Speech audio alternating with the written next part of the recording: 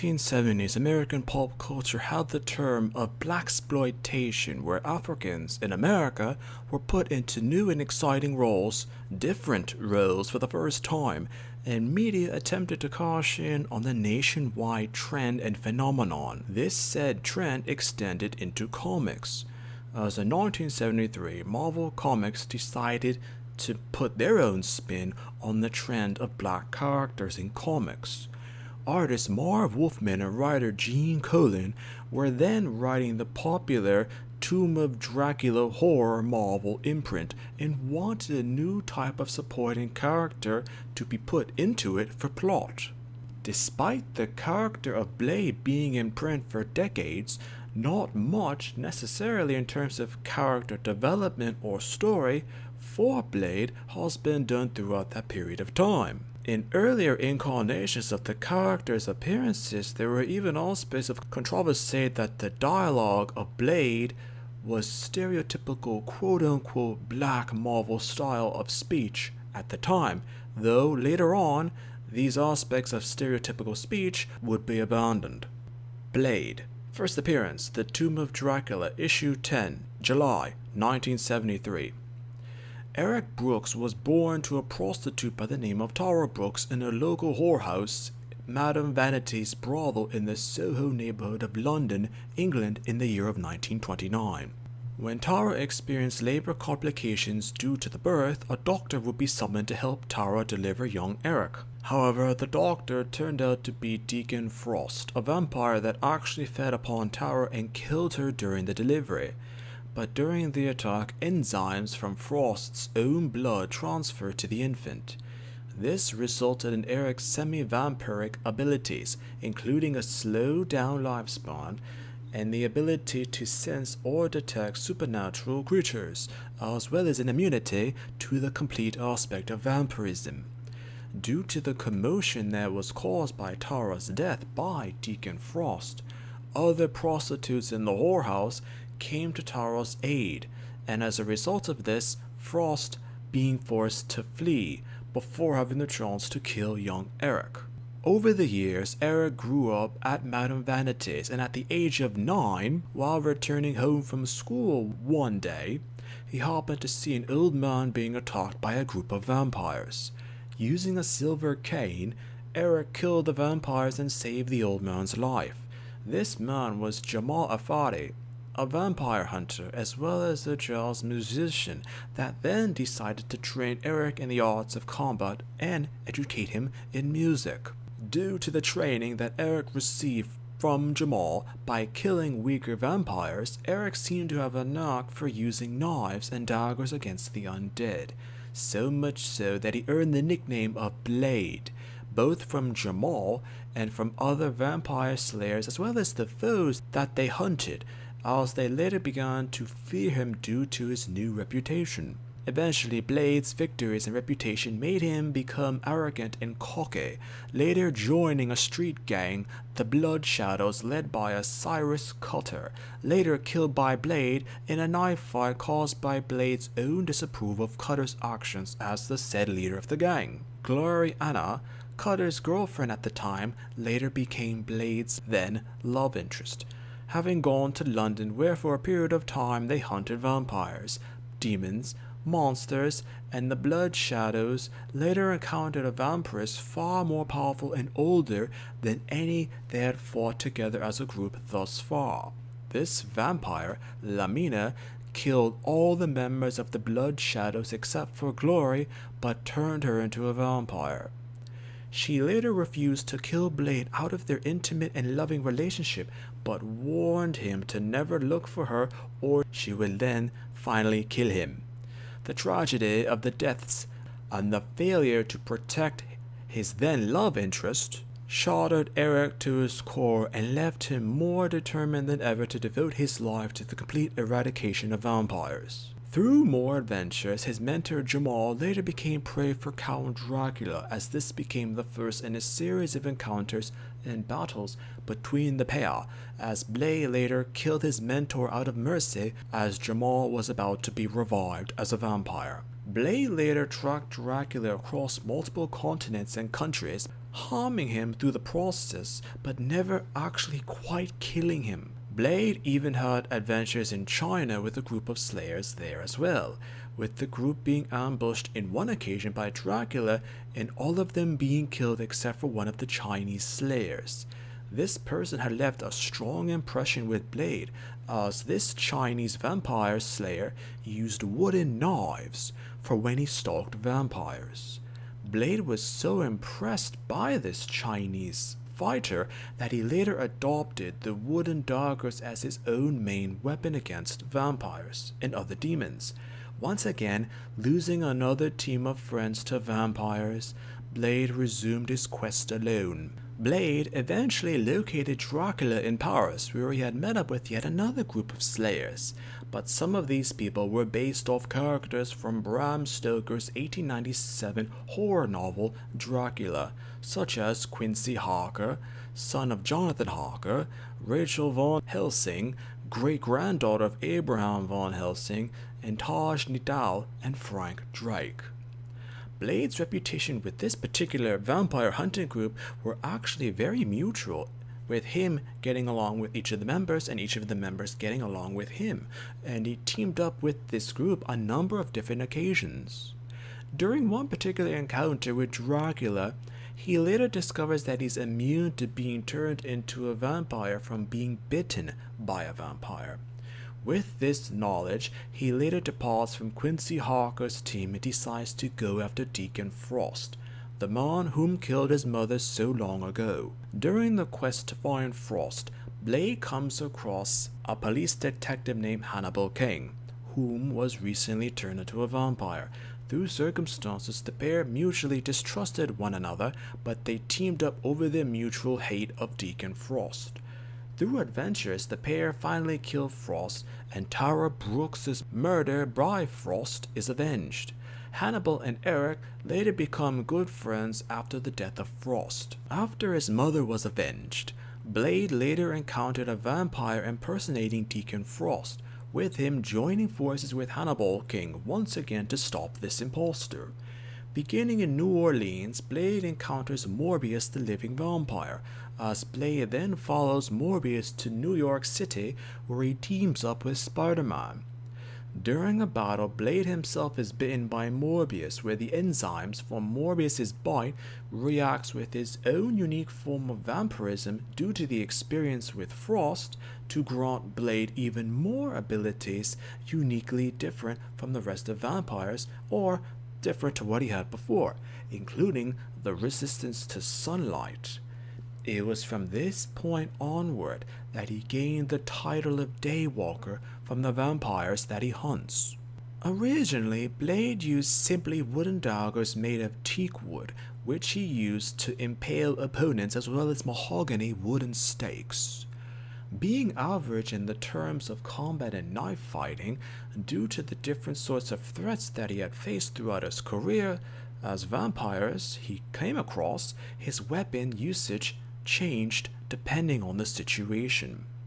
The Wesley Snipes films of the 1990s heavily changed what Blade uses to attack vampires and even supernatural creatures, from very basic weaponry to the very high-tech equipment that he now uses for his fights against vampires.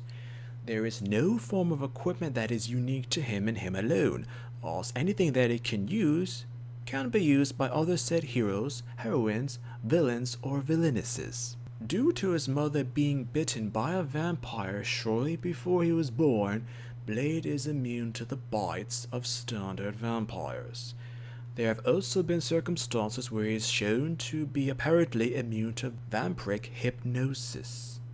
He lacked any real supernatural or superhuman abilities until Morbius bit him and gave him the attributes of a Tiamper, which is a human-vampire hybrid, or vampire that is actually born instead of turned from a regular human being. Most of the abilities that Blade later displayed came from this crucial encounter with Morbius. Blade also knows vast things related to vampires, including lore, mythology, tactics, and most importantly, weaknesses. Blade's first appearance in media was in the 1990 Spider-Man the Animated Series. This appearance and portrayal of Blade actually predates the Wesley Snipes films by a few years and had a slight influence when the films were later made. This version's origin had him being the son of a vampire whom had fallen in love with a human woman, who regretfully was forced to leave Blade in foster care before she herself became a vampire through circumstances mentioned in the cartoon. Blade's love interest in the cartoon was also a New York City cop by the name of Terry Lee, who was an acquaintance of Spider-Man. Most notably, Blade used a motorcycle with metal treads that allowed him to scale and leap across buildings. This version of Blade had a very positive reputation among fans. The Wesley Snipes films were received well by movie audiences and film critics. Most notably, the first film made such an incredible impact on the comic character that once the films were released, the character in the comics was completely changed permanently to reflect the film portrayal of Snipes' depiction of Blade. Though the films in all actuality and all honesty were considered average at best, the very concepts introduced in the films, such as vampire-human relationships, as well as the abilities and origins of Blade, it's also very interesting to mention that once Marvel Studios were officially established, Wesley Snipes actually contacted Marvel officials about reviving the Blade franchise within the Marvel Cinematic Universe, and Marvel producers were actually considering rehiring Snipes to once again portray Blade. But the actor had many problems, and Marvel Studios didn't want to be associated with any of it, and later portrayals of Blade did not use Wesley Snipes. Deacon Frost. First appearance, The Tomb of Dracula, issue 13, October 1973. According to accounts, Deacon Frost was allegedly a scientist looking for the secrets of immortality. For one of his set experiments, he kidnapped a young woman in order to inject into her the blood of a recently killed vampire. The woman's husband later tracked her down and found her, later breaking into Frost's laboratory, and in the confrontation between the human's husband and Frost, he was accidentally injected with the blood himself.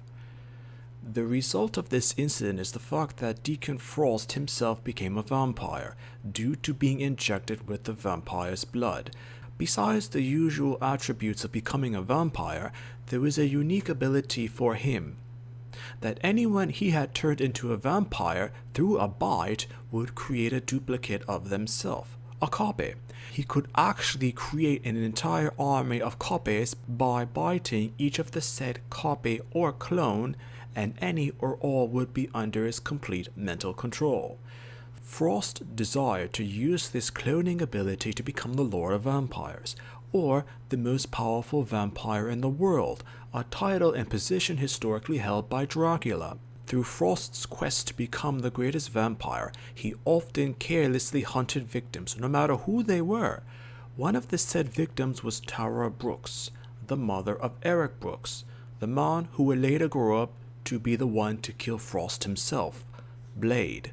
This version of Frost also wore mid-1800s Germanic clothing, reminiscent of Victorian horror novels of the era in which Marvel Comics based the stories of Tomb of Dracula comics in the 1970s, as well as historical era depictions. Deacon Frost was completely changed for the film. This version had a younger and updated version for the late 1990s, while keeping his desire to become the most powerful vampire in the world intact from the comics. The film put forth the interesting concept of being born a vampire and those who were turned into vampires. Throughout the film, Frost had an inferiority complex due to himself being turned into a vampire and being jealous of the power and prestige of those who were born vampires. Due to the plot of the first film, Frost is killed by Blade, and Blade himself proves to be, ironically, the more lethal vampire of the pair. The portrayal and modernization of the character proved to be so effective and well received by both movie audiences and comic readers, as well as even critics, that this version was later integrated into the Blade comics. Morbius, the Living Vampire. First appearance. The Amazing Spider-Man, issue 101, October 1971. The concept of Morbius emerged from the lifting of a ban of the former Comics Code Authority, which was in existence from the mid-1950s to the early 2000s. The ban in particular had to do with the portrayal of supernatural paranormal themed characters. In an aspect of trivia, the first appearance of Morbius was in 1971. In 1971 was the first time the Spider-Man comic was written by someone other than co-creator Stan Lee. Born and raised in Greece, young Michael Morbius experienced isolation and loneliness due to his rare blood condition, which contributed to his drastic and bizarre appearance. But despite this, he was actually very intelligent and spent his childhood reading books and self-educating himself. Through time, he became a highly respected Greek biologist. While in New York City, having been forced to escape Greece due to his blood condition, he attempted to find a cure for his ailments and protect his then fiancée, Matrine Bancroft, but was attacked by the Lizard and defeated when both the Lizard and Spider-Man fought against him to recover a sample of Morbius' own blood in order to cure their own mutated physical conditions before he disappeared after the said battle. Morbius learned that through his condition that in order to cure himself, he attempted to use his knowledge of biochemistry. Theorized that he could cure himself of his said condition by using an experimental treatment using bat DNA in electroshock therapy. The experiment, upon being done, left Morbius in an even worse state than he was prior, leaving him as a pseudo-vampire, exactly as Blade. Morbius was left with an urge for human blood, which he had to satisfy in order to survive, and was left with an aversion to sunlight. Morbius also gained other vampiric powers such as flying, speed, and slight healing abilities. His physical appearance, which was already hideous, became even more grotesque after the said experiment. Morbius often searched for methods on how to cure his debilitating forms of vampirism, and often engaged in battles against Blade, Spider-Man, and other supporting characters, though, sadly, Morbius was never truly cured of the illness that affected him. The cartoon version of Morbius is often considered being a condensed, simplified version of the comic, and reception to the character's portrayal were actually very favorable. Being turned into a vampiric being by a sample of Spider-Man's own plasma sample, Morbius was actually originally a handsome foreign exchange student who was tragically turned into a vampire. An interesting love triangle in the cartoon series emerged with him, Spider-Man, and the Black Cat. Having fought against both Spider-Man and Blade, much like the comics, Morbius never exactly finds a cure for his condition and uses a serum similar to what Blade himself uses, in terms of his addiction for human blood. Abraham Whistler. First appearance, Spider-Man the Animated Series, episode Blade the Vampire Slayer, the 18th of November, 1995. First comic appearance, Blade 2, issue 1, the official comic adaptation, May 2002.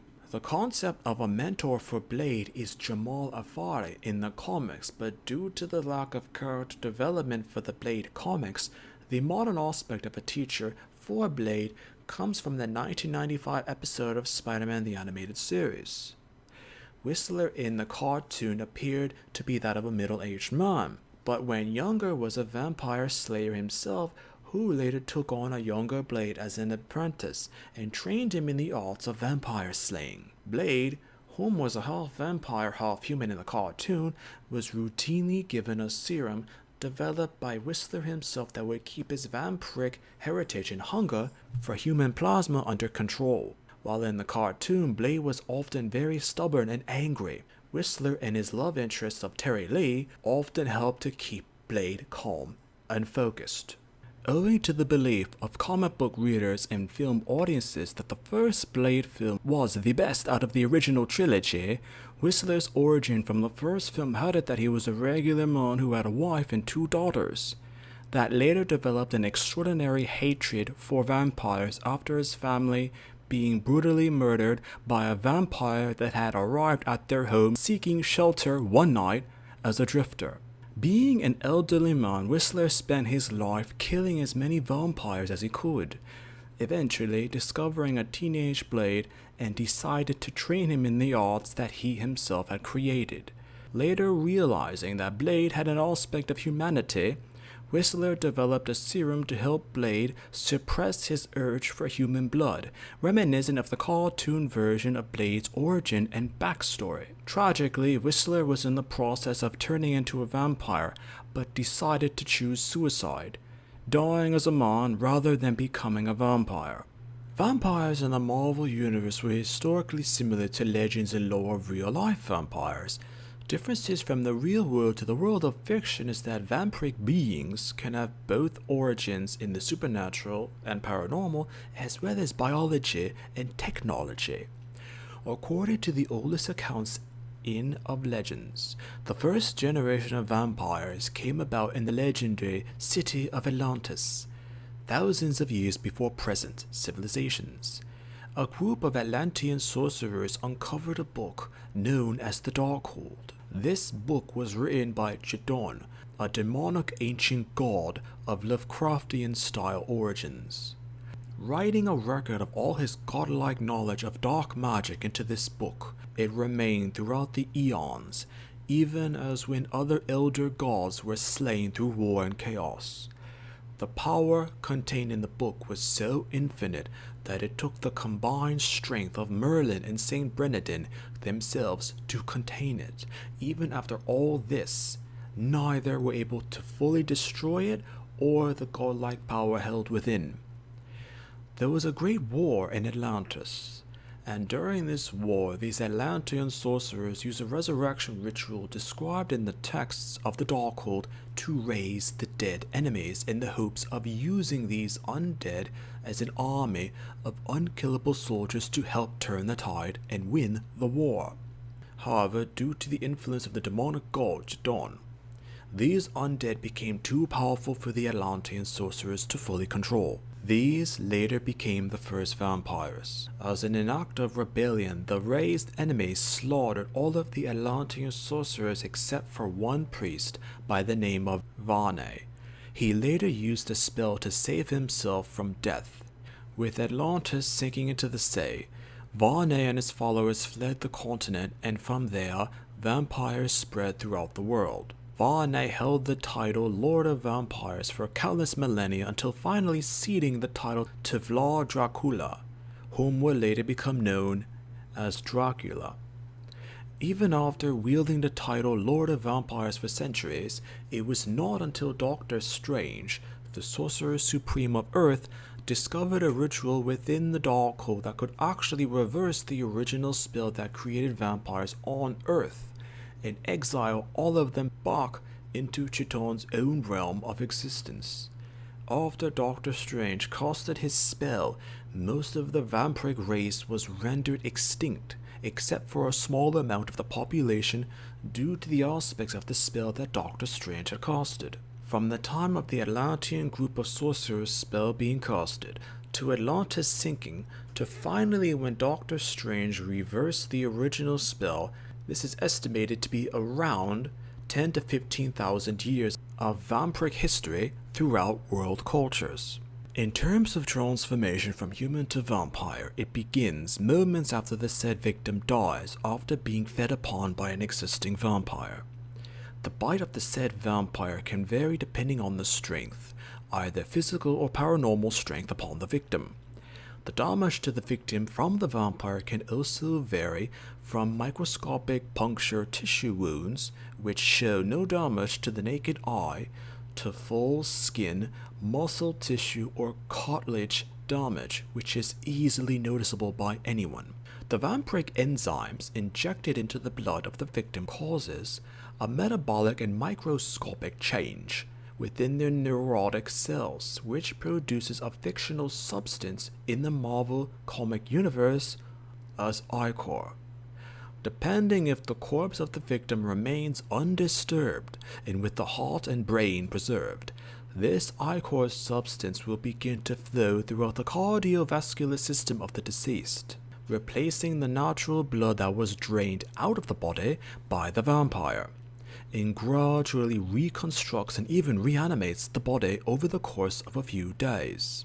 If the victim does not immediately die from the bite wound, minor or severe in terms of physical damage or emotional trauma, the presence of the ichor in the blood will result in temporary physical weakness and mental impairment, as well as a heightened susceptibility to influence from the vampire that attacked them. Vampires can also be born instead of being turned from normal human beings. Both the man and woman need to be fully transformed humans. Theoretically, a child can be born already being a vampire, possessing full attributes of a said vampire. All that needs to be done is then to teach the vampire child how to use its abilities and powers. These beings are called Jimper, different from the vampires. The extent of a vampire's physical ability could also depend on their own personal willpower. Exceptional vampires such as Dracula or Varney were actually capable of summoning and controlling thunderstorms, but using such natural elements within their control greatly weakened them for a period of time after summoning. Vampires can actually hear a heartbeat a few meters away and even perfectly see fine in complete darkness, and can follow a human being's personal odor scent for kilometers. Vampires were known of physical feats such as increased strength and speed, and standard examples of vampires being able to lift cars easily or crossing an entire room's length almost instantaneously. The extent of a vampire's talents could also depend on the vampire's mental ability, as willpower could also determine the extent of the vampire could have against their craving for blood, or retaining some aspects of the same personality that they had in their former human life. Nearly all, however, upon their transformation into vampires, quickly find themselves unable to resist the urge for consuming blood. The urge for blood can be so strong that someone who is kind and respectful as a human could become ruthless and hateful as a vampire.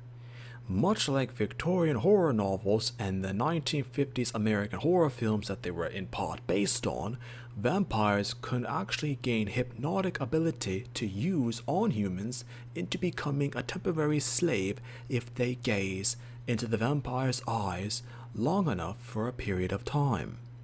The exact time needed to hypnotize the victim depended on the strength of the vampire and or the weakness of the human victim. Due to vampires being of magical origin, they were rendered immune to age or disease. However, if deprived of blood for a lengthy amount of time, a vampire would begin to physically show signs of aging, such as wrinkled skin or hair turning gray from the original said hair color. Upon ingesting or consuming fresh blood, they would turn almost instantaneously, revert to the physical age that they had been turned into a vampire at their said time of death. Vampiric regeneration meant that most were able to heal from minor physical injuries within a brief amount of time. Such higher-ranked vampires like Count Dracula or the Atlantean Varney could heal from severe to even critical injuries within a few hours. Normal vampires would actually need a few days to heal from the same sort of injury. Vampiric beings could not regenerate missing organs or severed limbs, the only exception to this rule being hair or skin. Even with lost limbs or organs, vampires were still lethal to normal human beings.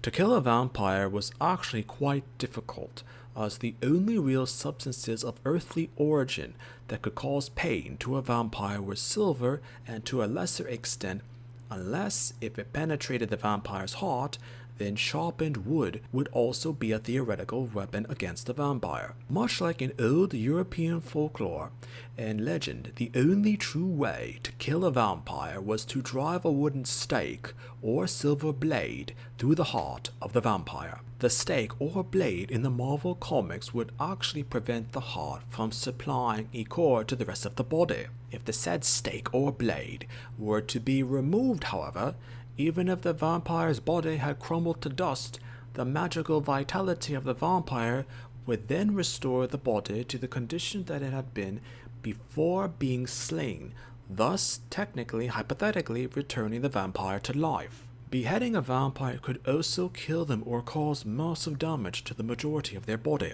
but there were only 3 methods of absolutely killing a vampire. First method: expose the vampire to direct sunlight, then scatter the ashes. Second method: pierce the vampire's heart with wood or silver, then sever the head. Burn the said head and body in different locations and scatter the 2 resulting piles of ashes in separate locations, even farther from each other. Third method: a mostly magical procedure called the Montesi formula, named after the monk whom had discovered it. Montesi created the magical incantation by studying fragmented copies of the Darkhold. Research by various vampire hunters revealed it had significance, and the procedure was sought by both the vampire slayers and Dracula, who wished to destroy all copies of it.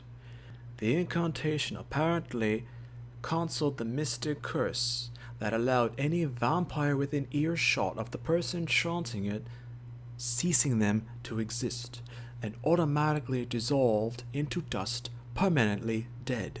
But the danger of using the Montesi formula is that the incantation was created from black magic within the Darkhold. Those untrained in the mystic arts lose their souls upon using the incantation. Doctor Strange, who was at the time in a great battle against Dracula, was actually aware of the Montesi formula. Later obtaining the Darkhold and studying the original source that created the vampires, Doctor Strange created a massive version of the Montesi formula. Combining that with his powers as the Sorcerer Supreme, he later almost wiped out all vampires in the Marvel Comics universe.